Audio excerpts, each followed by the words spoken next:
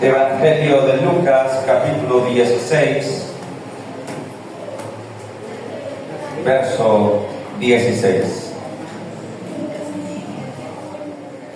Cuando estemos en la cita, respondemos con un fuerte amén. Lucas 16, 16. ¿Estamos allí, amada iglesia?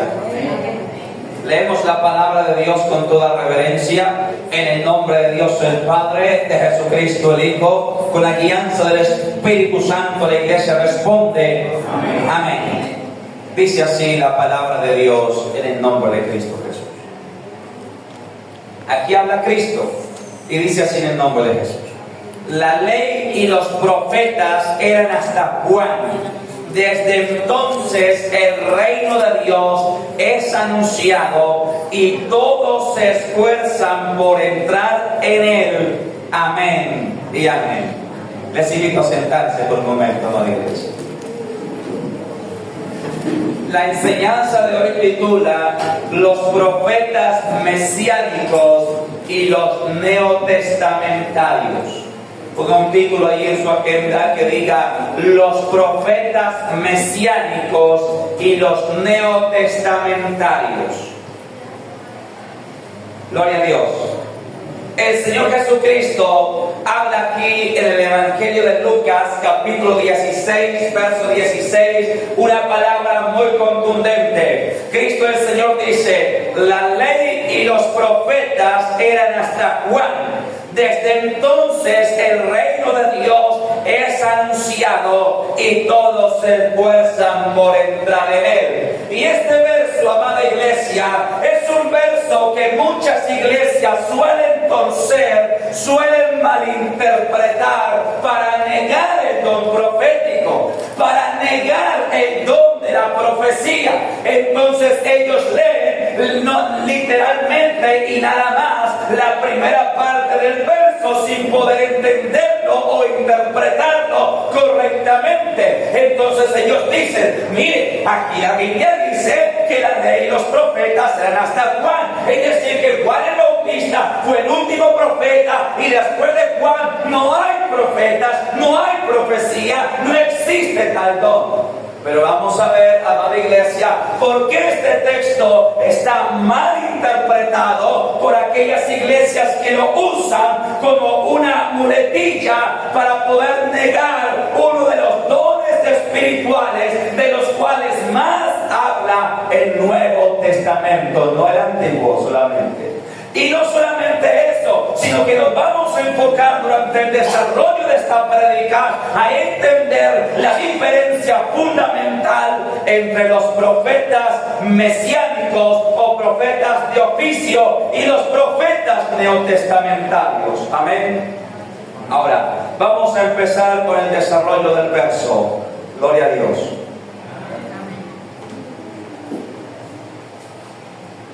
Cuando el Señor Jesucristo dice, la ley y los profetas eran hasta Juan, desde entonces el reino de los cielos es anunciado y todos se esfuerzan por entrar en él. Significa, la iglesia, lo siguiente, que la ley y los profetas, todos ellos anunciaban un Mesías. Todos los profetas, desde Moisés, pasando por Daniel, por los profetas mayores y terminando en los profetas menores, absolutamente todos los profetas del Antiguo Testamento anunciaron el Mesías, anunciaron la aparición de Cristo. Moisés empieza hablando, diciendo en el libro de Deuteronomio, capítulo 18, verso 15 en adelante, diciendo, profeta como yo levantará Jehová, y aquel que no escuche la voz de aquel profeta, que yo pondré mis palabras en su boca, yo personalmente le pediré cuentas. Amén. Así que Moisés empieza anunciando la venida de alguien, de un Mesías o de un profeta, el cual, el que no escuchare su palabra, sería quitado por el Señor. Luego, amada iglesia, encontramos el profeta Isaías. En el capítulo 7, el profeta Isaías Virgen concebirá.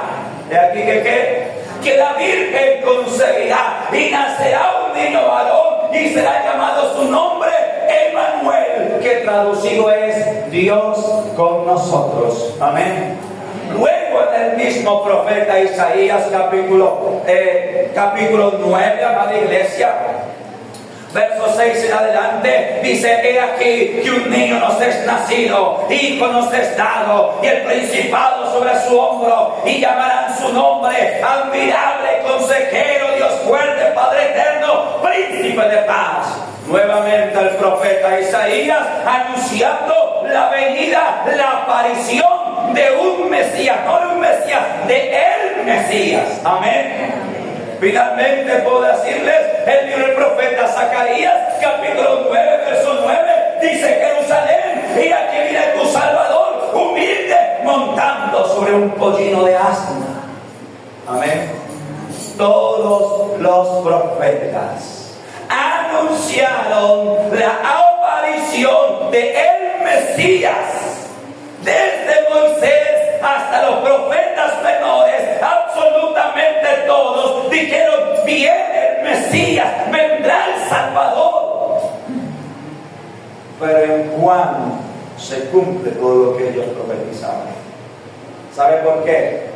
Precisamente por eso es que Cristo dijo que entre los nacidos de mujer no había otro más grande que Juan el Bautista. ¿Sabe por qué? No porque Juan el Bautista haya hecho los milagros que hizo Eliseo, era el más grande. No porque Juan el Bautista haya hecho descender fuego del cielo como lo hizo Elías. No porque Juan el Bautista haya dividido el mar rojo y el Jordán como lo hizo Moisés y como lo hizo luego Josué. Juan el Bautista era el más grande de todos los profetas, porque todos los profetas profetizaron diciendo: vendrá el Mesías. Pero la diferencia es que Juan el Bautista dijo: helo aquí, este es el Cordero de Dios que quita el pecado del mundo. Amén. Todos los profetas anunciaron al Mesías. Juan presentó al Mesías. Amén. Y por eso es que Cristo dice: toda la ley y los profetas eran hasta Juan. Es decir, en Juan se cierra este ciclo de profecías anunciando el Mesías, porque Juan lo cierra. ¿Por qué? Porque Juan es quien presenta al Mesías. Desde entonces el reino de los cielos es anunciado. Amén. Pero si es cierto que existen grandes diferencias entre los profetas del Antiguo Testamento y los profetas del Nuevo Testamento. Los profetas del Antiguo Testamento se les conoce como profetas de oficio. Y vamos a ver en esta prédica las claras diferencias entre un profeta mesiánico o de oficio y un profeta neotestamentario. Entonces pongo un subtítulo allí que diga: características de los profetas de oficio. Características de los profetas de oficio, es decir, los del Antiguo Testamento. Número 1, característica número 1, ellos mismos eran señal de su profecía. Característica número 1 de los profetas de oficio: ellos mismos eran señal de su profecía. Vamos a ver, por ejemplo, Isaías capítulo 20, versos 2 al 4.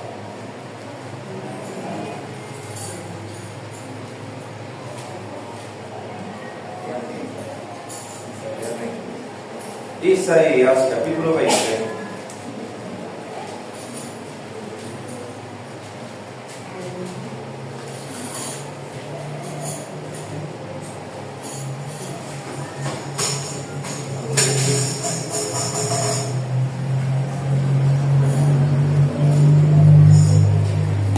Isaías capítulo 20, versos 2 al 4. En mi Biblia tiene un título que dice: predicción de la conquista de Egipto y de Etiopía por Asiria. Y dice así en el nombre de Jesús: en aquel tiempo habló Jehová por medio de Isaías, hijo de Amós, diciendo: ve, y quita el cilicio de tus lomos, y descalza las sandalias de tus pies. Y lo hizo así, andando desnudo y descalzo. Y dijo Jehová: de la manera que anduvo mi siervo Isaías, desnudo y descalzo 3 años, por señal y pronóstico sobre Egipto y sobre Etiopía, así llevará el rey de Asiria a los cautivos de Egipto y los deportados de Etiopía, a jóvenes y ancianos, desnudos y descalzos, y descubiertas las nalgas, para vergüenza de Egipto. Amén. Sucede que Dios le revela una profecía a Isaías. Le dice: Isaías, yo voy a hacer que el rey de Asiria invada y conquiste a Egipto y Etiopía. Y el rey de Asiria los tratará con dureza y con vergüenza, y tú serás señal de aquella profecía. Así que Isaías, descalza tus pies, quítate la sandalia de tus pies y anda descalzo, y quita tu vestido y anda desnudo por espacio de 3 años. Y al espacio y al cabo de los 3 años, Dios abrió la voz, o el profeta abrió su boca profetizando, y dijo el Señor: de la manera que mi siervo Isaías ha profetizado estos 3 años, desnudo y descalzo, así el rey de Asiria llevará cautivo a la gente de Egipto y a la gente de Etiopía, desnudos y descalzos. Es decir, Isaías fue señal de su propia profecía. Y esa es la primera característica que vemos en esta mañana de los profetas de oficio. Los profetas de oficio, ellos eran la profecía. Había que ver lo que hacía el profeta, cómo actuaba, cómo se comportaba, cómo se sentaba, lo que él hacía, porque el profeta mismo era la profecía. Amén. Vamos a seguir confirmándolo. Por ejemplo, Ezequiel capítulo 24, versos 15 a 18.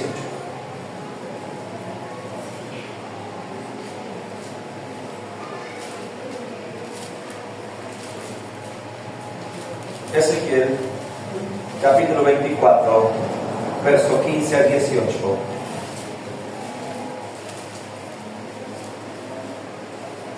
Dice así en nombre de Jesús.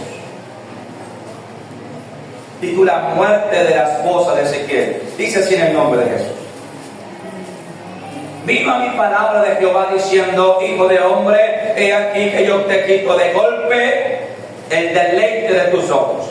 No endeches, ni llores, ni corran tus lágrimas. Reprime el suspirar, no hagas luto de mortuorios. Ata tu turbante sobre ti y pon tus zapatos en tus pies, y no te cubras con rebozo, ni comas pan de enlutados. Hablé al pueblo por la mañana, y a la tarde murió mi mujer, y a la mañana hice como me fue mandado. Amén y amén. El profeta Ezequiel, amada iglesia. Sucede, amada iglesia, que el profeta Ezequiel, amada iglesia, profetiza la caída de Jerusalén. El profeta Ezequiel profetiza que Jerusalén iba a ser asediada, que iban a caer sus murallas, que el pueblo iba a ser cautivado, que muchos iban a ser muertos a espada, y que no había tiempo de llorar los muertos, no había tiempo de echar. ¿Por qué? Porque serían llevados cautivos. Entonces Dios llama a Ezequiel para dar la profecía. Y le dice: Ezequiel, he aquí que yo quito de golpe el deleite de tus ojos. Y Ezequiel lo profetizó delante del pueblo: Dios me ha dicho así, que viene una profecía por causa de la cual Él quitará de un golpe el deleite de mis ojos. Dice: hablé al pueblo por la mañana, y a la tarde murió mi mujer. Y Dios me ordenó, y Dios le ordenó al profeta Ezequiel, Dios le ordenó al profeta Ezequiel: reprime el llanto, no llores, no endeches, no te pongas ropa de silicio y de mortuorio, de luto, sino que ata tu turbante sobre tu cabeza, pon los zapatos en tus pies. De luego le dice: hazte maleta como de cautiverio, luego con tu mano rompe en el muro y sal por el medio del muro al caer la tarde de la noche. Y la gente te preguntará. Y dice la escritura que la gente le preguntó: al profeta: no nos vas a explicar lo que estás haciendo. ¿Qué es esto que ha hecho? ¿Cómo así que su mujer muere por la tarde? ¿Y cómo así que usted ni siquiera la vela, ni hace luto por ella, ni se viste todo de negro o de silicio? ¿Cómo así que usted, por el contrario, se alista, se apareja, toma una maleta en su espalda, rompe el muro de su casa y sale por el medio del muro? Y el profeta dice: así dice Jehová, de la manera que yo hice, ustedes harán. Porque morirán los suyos, morirá el padre, morirá la madre, o morirán hijos, y no habrá tiempo de endechar. Abrirán brecha en el muro y tratarán de escapar de las manos del rey de Babilonia. Hermano, era muy tremendo ser profeta del Antiguo Testamento, pienso yo humanamente. ¿Por qué? Porque el profeta del Antiguo Testamento, él era la profecía. Y cuando venían profecías tan, ¿cómo lo decimos?, tan duras como estas, profecías de juicio, profecías de castigo, profecías por la dureza del corazón del pueblo, porque no es que Dios se deleite castigando. La Biblia dice que Dios sufre cuando castiga a su pueblo. Así como un padre de familia sufre cuando les pega al hijo, a los niños. Algunos de ustedes les ha pasado, ¿verdad? Ustedes saben, ¿no?, la historia, la historia que dice el padre de familia, que le dice al niño: le voy a pegar y esto me va a doler más a mí que a usted. El niño le contesta: no.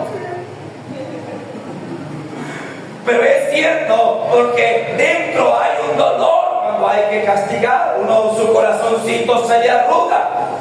Bueno, no es que Dios se complazca en castigar, pero es necesario el castigo cuando el pueblo se endurece. Amén.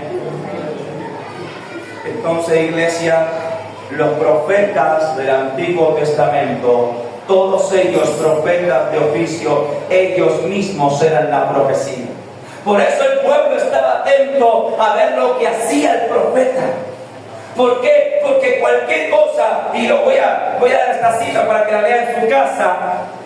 Isaías 8:18, el profeta Isaías dice: he aquí, yo y los hijos que me dio Jehová somos por señales y presagios a la casa de Israel.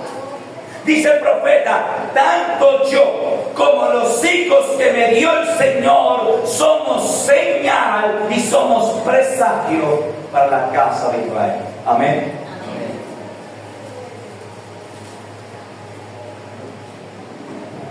Número 2. Punto número 2, o característica número 2 de los profetas de oficio. Todos anunciaron el nacimiento y ministerio del Mesías. Segunda característica de los profetas de oficio: todos anunciaron el nacimiento y ministerio del Mesías. Y allí podemos hablar, por ejemplo, de Isaías capítulo 7, verso 14, que fue el texto que les relaté, donde dice: he aquí que la Virgen concebirá y dará a luz un niño y será llamado su nombre Emmanuel, que traducido significa Dios con nosotros.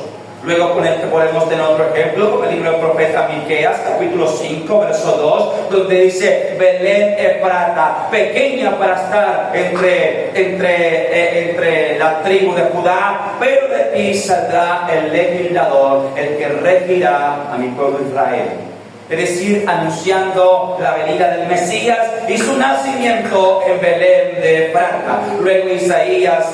Luego Zacarías, capítulo 9, verso 9, le dice el profeta Zacarías a Jerusalén, profetizando sobre el Mesías: Jerusalén, he aquí que tu Salvador viene, humilde y sencillo, montado sobre un pollino de asna, hijo de una bestia de carga.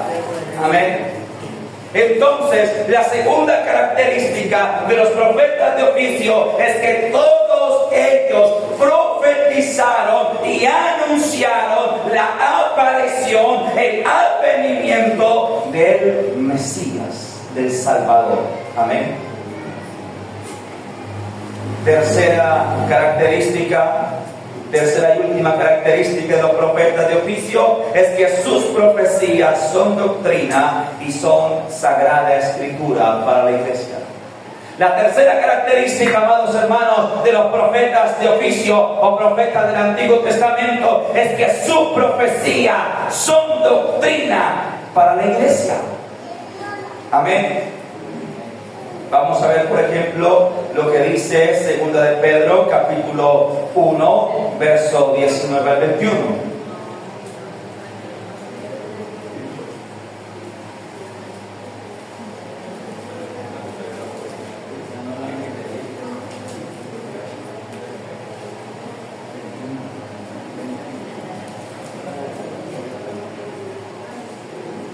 Segunda de Pedro, capítulo 1, verso 19 al 21.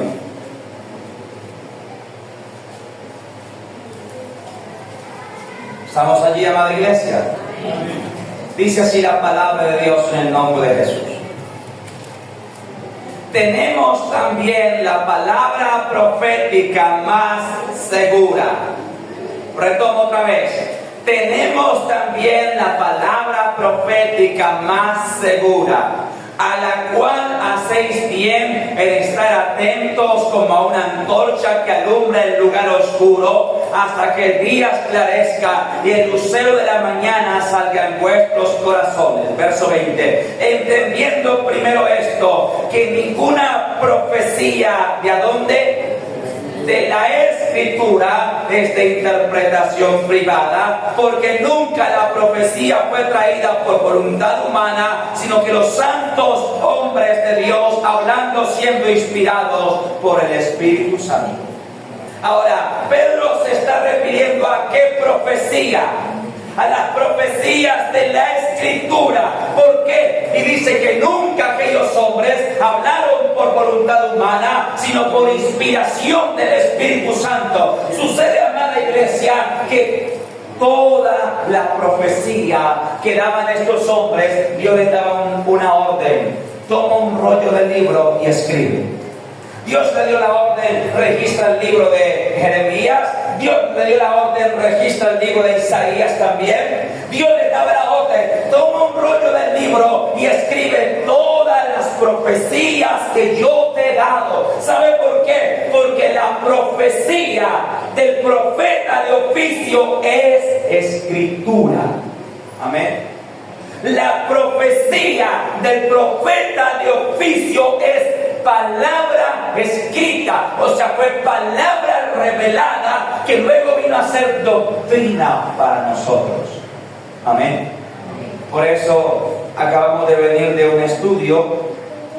En este retiro espiritual de 3 días, tuvimos 3 días de estudio sobre el fin de los tiempos y fuimos de un libro a otro, de diferentes libros, desde el Apocalipsis hasta los profetas menores y profetas mayores del Antiguo Testamento, y todas las profecías de ellos son doctrina para nosotros. O sea, la profecía, lo que yo quiero que entiendas esto, atento aquí, mira. La profecía del profeta de oficio tiene un nivel superior. Su profecía es escritura para la iglesia. Su profecía es doctrina para la iglesia. Amén. Por ejemplo, vamos a acabar de confirmar esto yendo a Efesios capítulo 2, verso 19 al 22. Efesios capítulo 2, verso 19 al 22.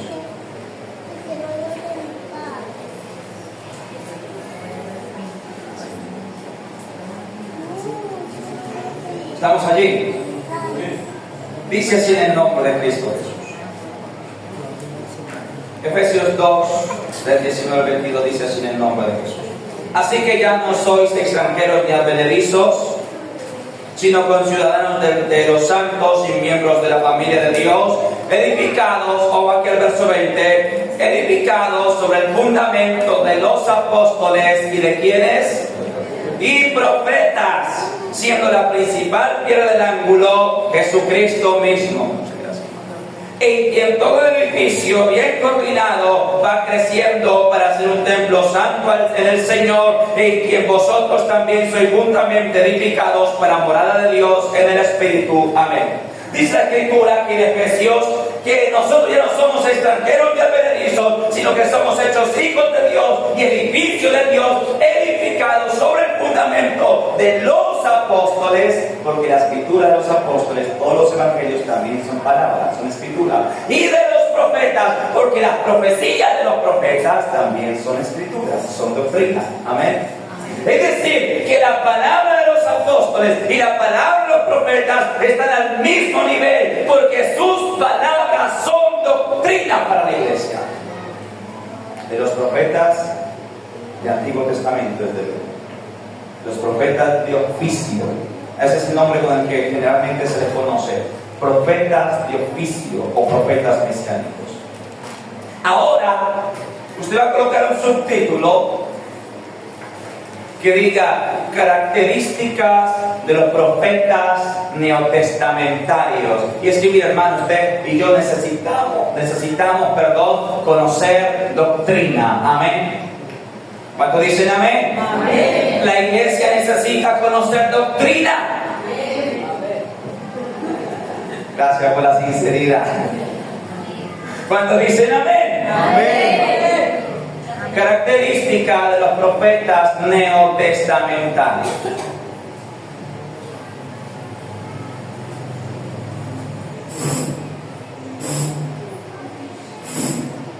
Y antes de ir a las características de los profetas neotestamentarios, quiero decirles, como lo vimos en la prédica pasada, ¿quién estuvo en la prédica de hace 8 días?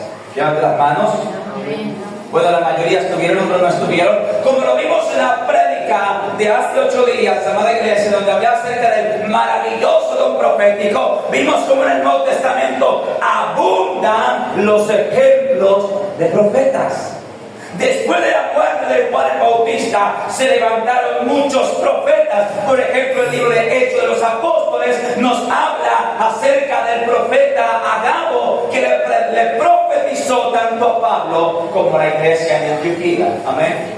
También la escritura nos va a hablar, y más adelante lo vamos a ver, de 3 o 4 hijas de Felipe el Evangelista, y todas eran profetizas.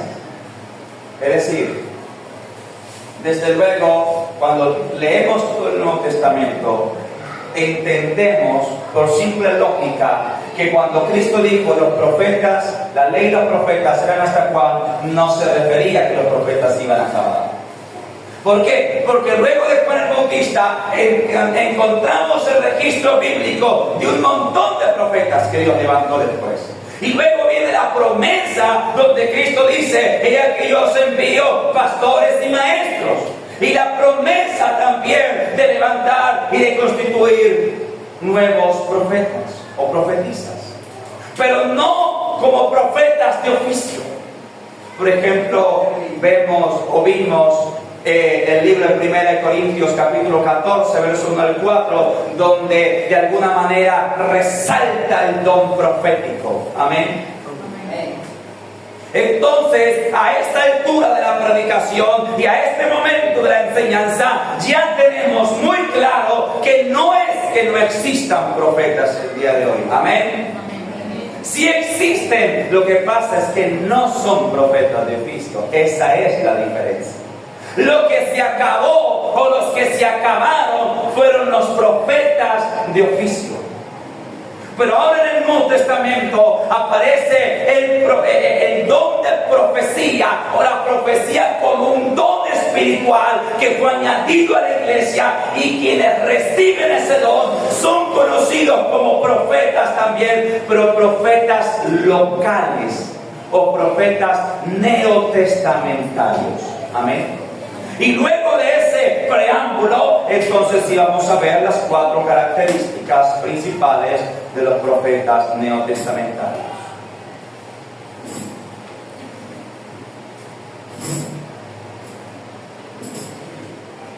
Número 1.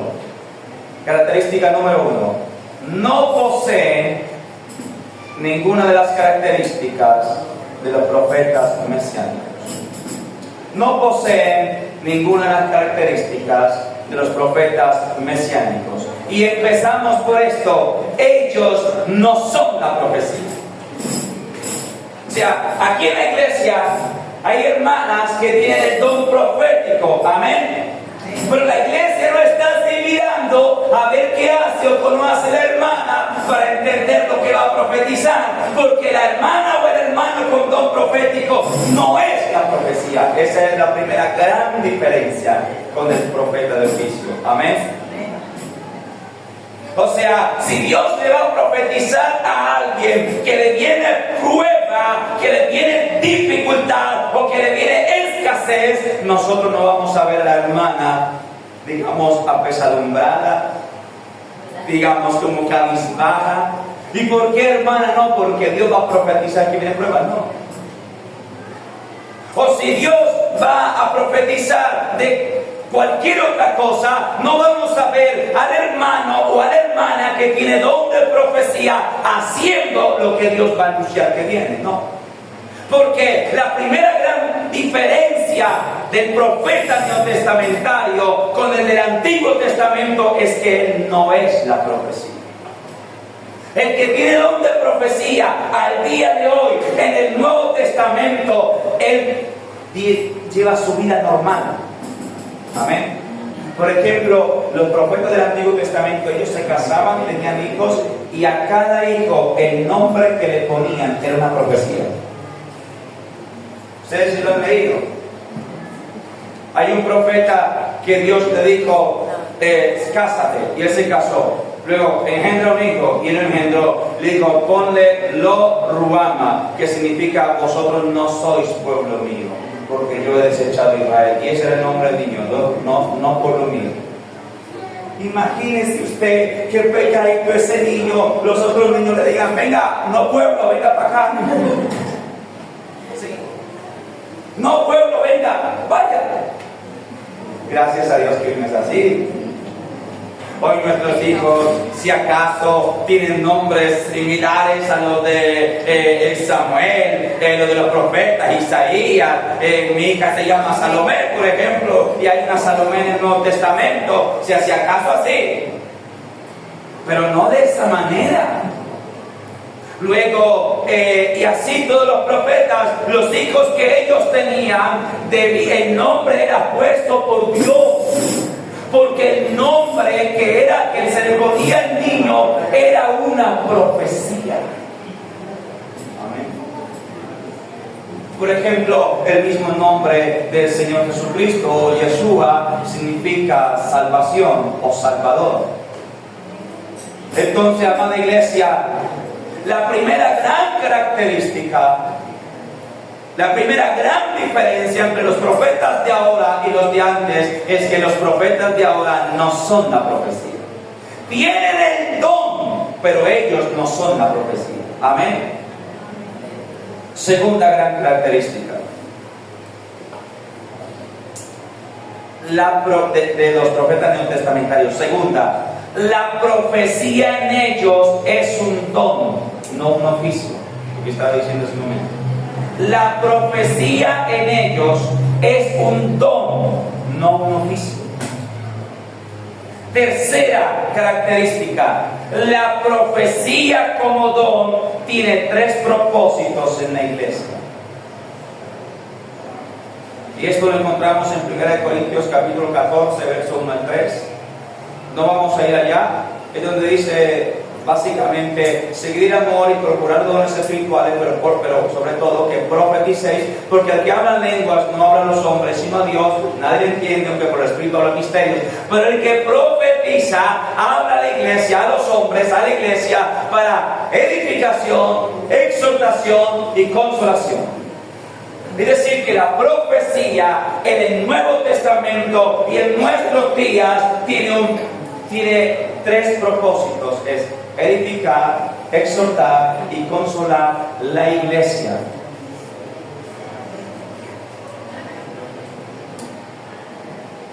Cuarto punto es que la profecía al día de hoy, su alcance es local.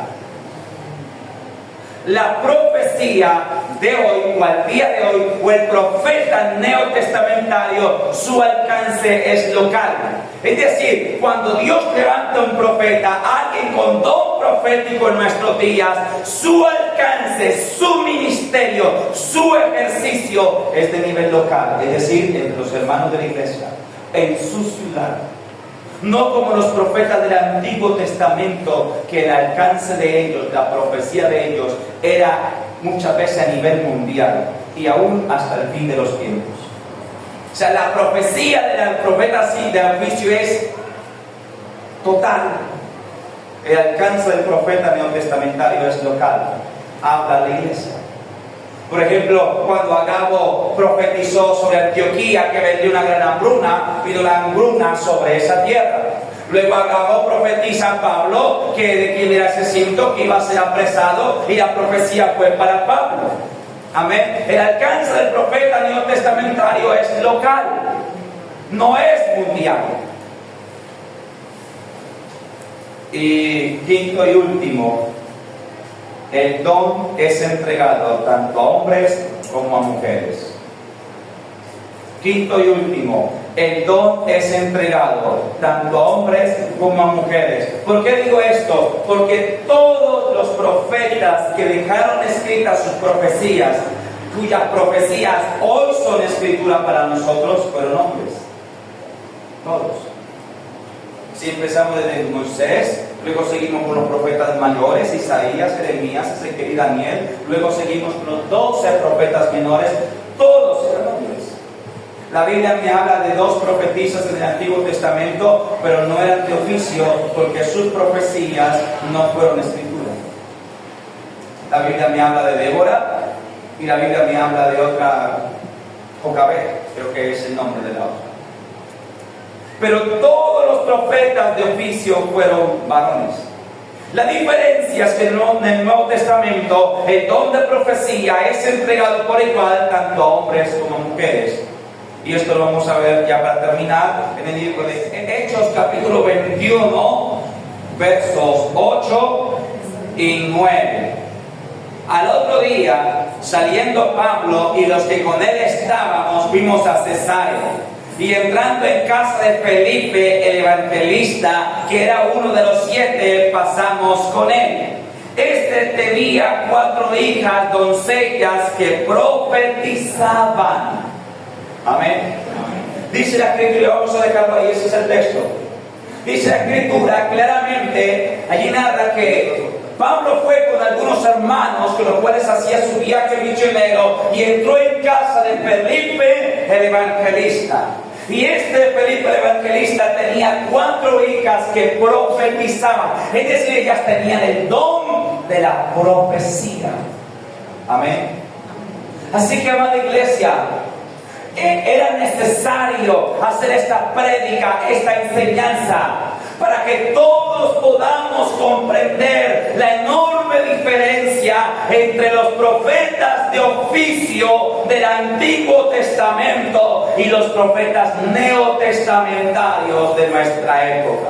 Y para que podamos asimismo comprender a lo que se refiere la Escritura en Lucas 16:16, cuando dice: la ley y los profetas eran hasta Juan. Amén. Que los profetas de oficio terminaron en Juan. Que los profetas cuyas profecías se volvieron escritura y doctrina para la iglesia terminaron hasta Juan.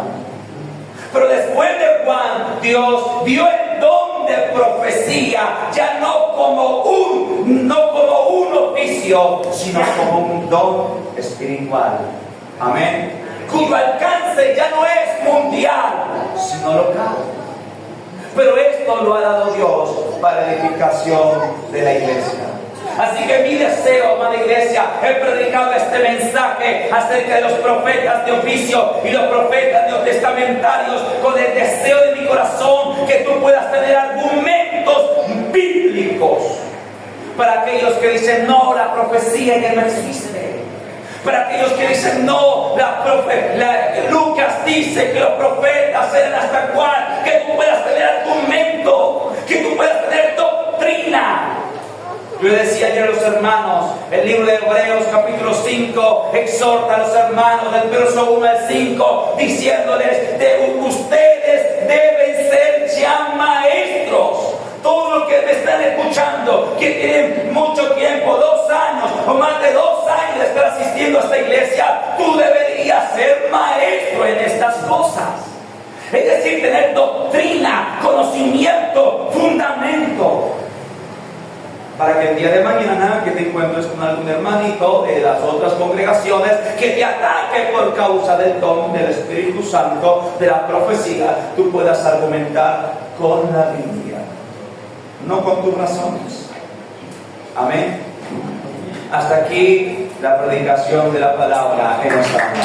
Dale para nosotros.